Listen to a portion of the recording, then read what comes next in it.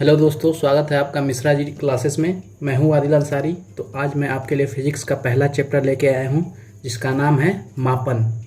तो सबसे पहले आइए देखते हैं 10-15 मिनट में हम लोग फिजिक्स के कुछ कंसेप्ट सीखेंगे और उसके बाद आप क्वेश्चन को प्रैक्टिस करेंगे। तो सबसे पहला जो टॉपिक है वो है अंकिक मान। दोस्तों, अंकिक मान क्या होता है और मात्रक क्या होता है? तो सबसे पहले मैं बता दूं, अंकिक मान किसी राशि के परिमाण को प्रदर्शित करता है। तो जैसे कि आप 5 किलोमीटर लिख रहे हैं, ये एक दूरी है, तो इसमें जो 5 है ये अंकिक मान होता है और किलोमीटर क्या हो गया, इसका मात्रक हो गया। तो अंकिक मान और मात्रक आप पहचान कर सकते हैं इसकी। तो अंकिक मान और मात्रक में एक संबंध होता है, अंकिक मान मात्रक के व्युत्क्रमानुपाती होती है। तो इस चीज़ को आप हमेशा याद रखेंगे। तो चलिए अगले टॉपिक में बढ़ते हैं। तो मूल राशियाँ क्या कहलाती है? वे राशियाँ जो स्वतंत्र होती है। तो वे राशियाँ जो स्वतंत्र होती है जैसे कि लंबाई, समय, ताप, विद्युत धारा और ज्योति तीव्रता। और एक हो जाएगी दोस्तों पदार्थ की मात्रा। तो इन राशियों को व्यक्त करने के लिए किसी और राशियों का सहारा नहीं लेना पड़ता है। तो इनके मात्रक भी आपको याद करने जरूरी हैं।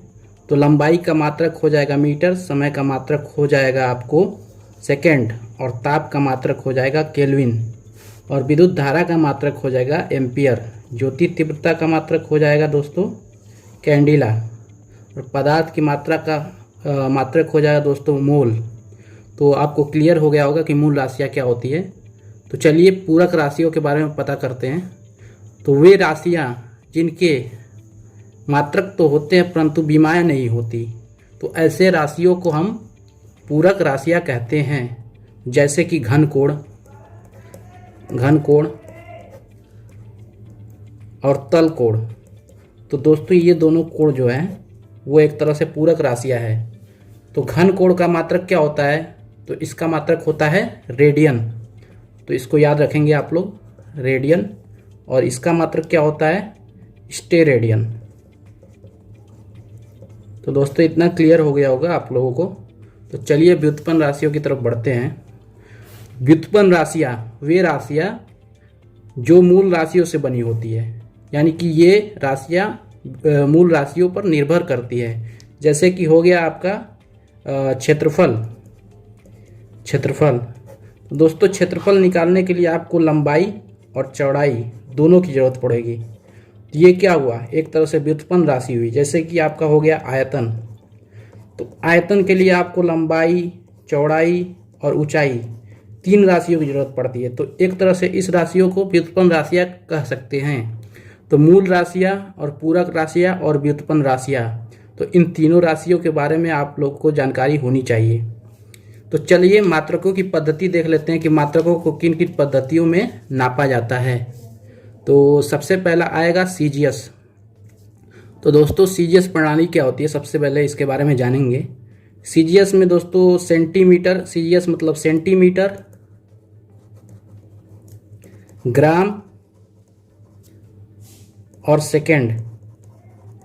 तो दोस्तों सीजीएस पद्धति में हम लंबाई को सेंटीमीटर में नापते हैं और द्रव्यमान को ग्राम में और समय को सेकंड में। तो ये हो गया सीजीएस पद्धति।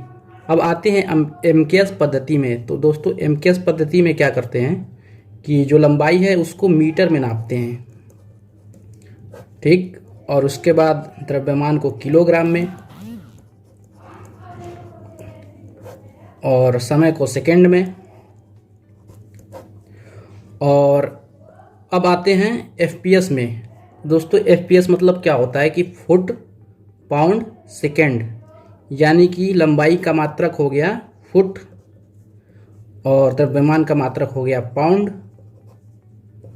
और समय का मात्रक हो गया सेकंड।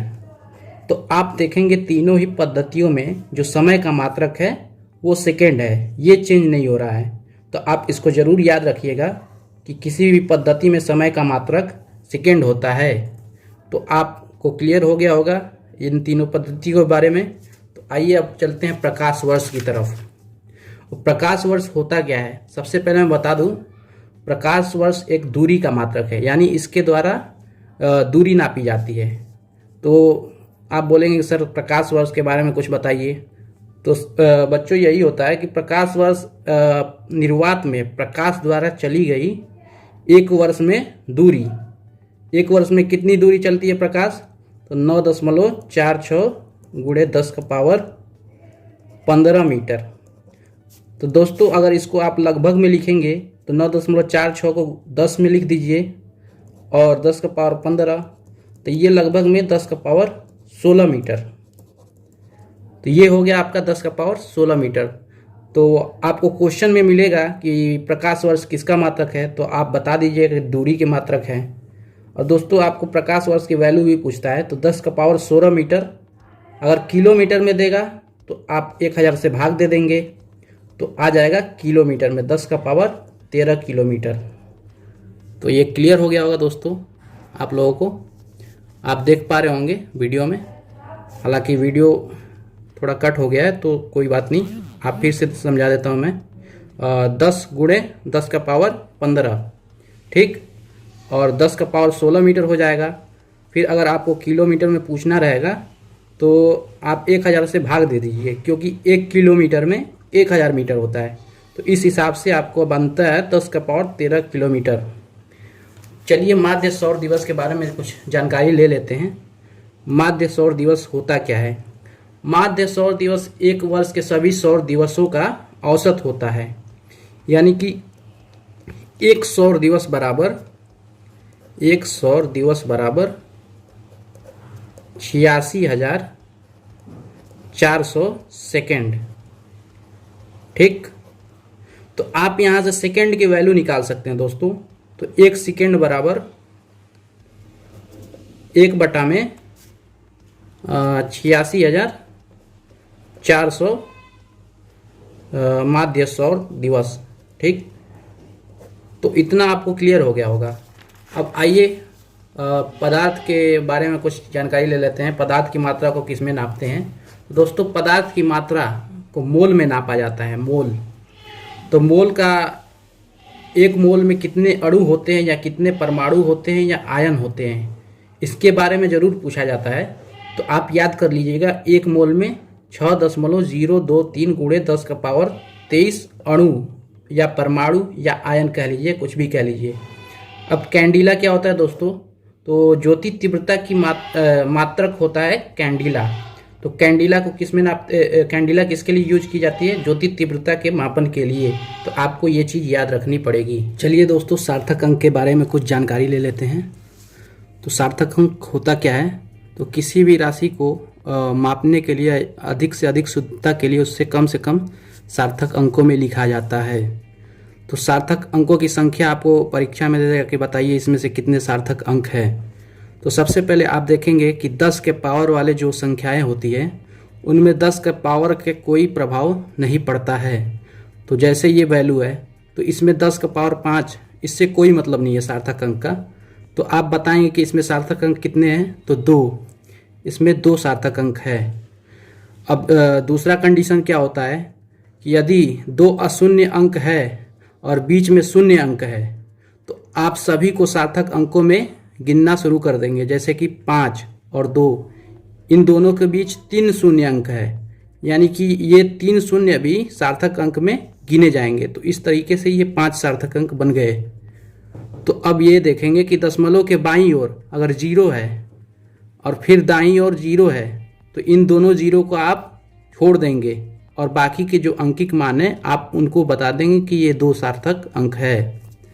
तो वैसे ही अगर दशमलव के पहले कोई अशून्य अंक है, यानी कि 8, 7 या कुछ भी, तो दशमलव के बाद भी जितने शून्य अंक होंगे या अशून्य अंक होंगे सबको गिना जाएगा। तो 1, 2, 3, 4, 5, 6, इसमें 6 सार्थक अंक है। तो अब जान लेते हैं कि जोड़ने या घटाने में सार्थक अंकों के क्या नियम होते हैं। तो सबसे पहले आप देखेंगे कि कुछ जोड़ मैंने जोड़े हैं, तो आप बताएंगे कि इसमें कितने सार्थक अंक हैं। चलिए मैं बताता हूं आपको।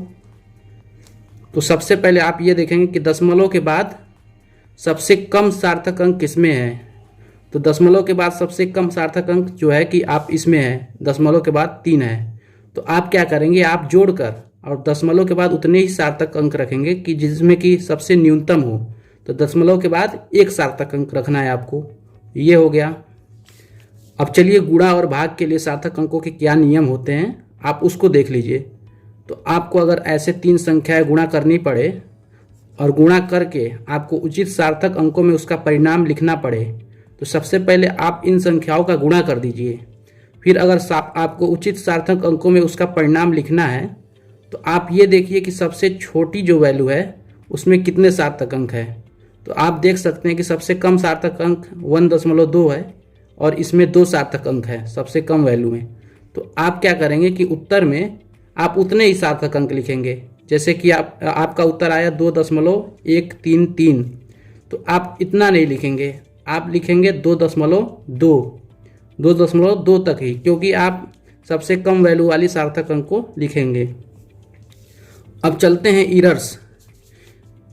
तो 3 प्रकार की त्रुटियां जो मुख्यतः पाई जाती है उसके बारे में देखते हैं। तो यंत्रगत त्रुटियां, प्रायोगिक त्रुटियां और व्यक्तिगत त्रुटियां। यंत्रगत त्रुटियों में क्या होता है दोस्तों कि आपका जो भी स्क्रू गेज या वर्नियर कैलिपर्स है उसमें ही डिफॉल्ट होगा, यानी कि उसमें ही कोई त्रुटि होगी। अब चलते हैं प्रायोगिक तकनीक, यानी कि इसका मतलब क्या होता है, जब आप प्रयोग करते हैं तो आप गलत टेक्निक का यूज कर लेते हैं, तो इस कारण आपके माप में एरर आ जाता है। तो इस प्रकार की त्रुटियों को प्रायोगिक तकनीक त्रुटियां कहते हैं। अब फिर तीसरा देख लेते हैं कि व्यक्तिगत त्रुटियां क्या होती है।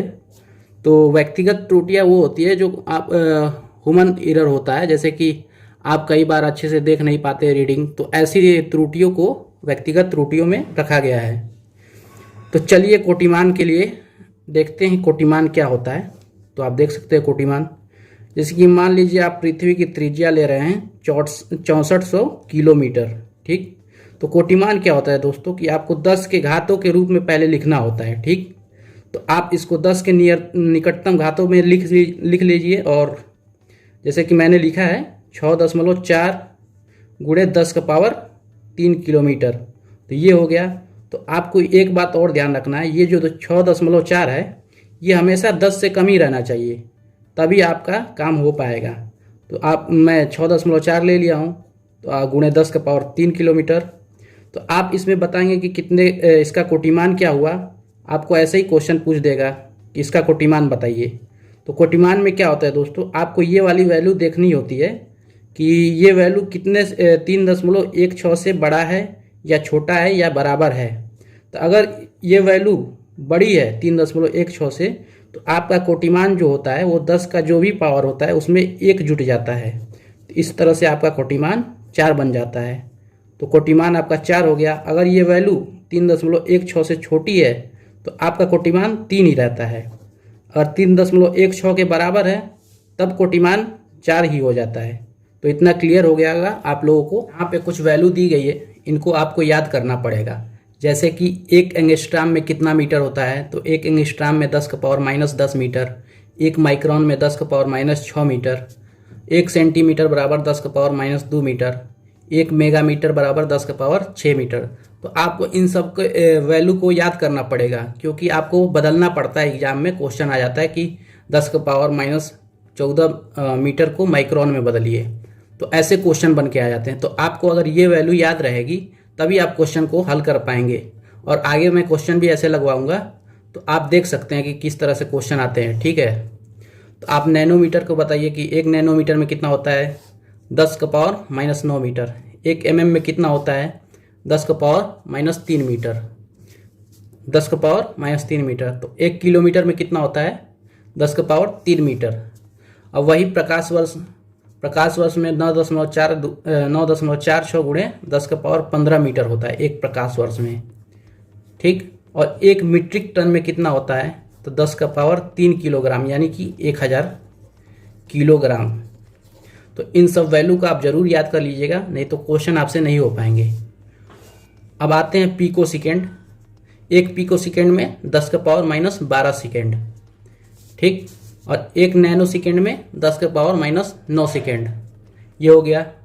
तो चलिए अब कुछ अल्पतमान वाले सवाल को देख लिया जाए। इन्हीं से हल होंगे अल्पतमान वाले सवाल। तो सबसे पहले वर्नियर का अल्पतमान क्या होता है कि मुख्य पैमाने के एक भाग की लंबाई, जैसे कि आपका स्केल है तो उसका मुख्य पैमाना क्या है, mm है, तो उसके एक भाग की लंबाई, और वर्नियर पैमाने पर बने भागों की संख्या, यानी जो भी वर्नियर जो यंत्र होता है उसमें कितना भाग बना है। तो आपको क्वेश्चन दे देगा कि मुख्य पैमाने की यदि एक भाग की लंबाई इतना सेंटीमीटर है तो वर्नियर पैमाने पर बने भागों की संख्या इतना है, तो अल्पतमान बताइए।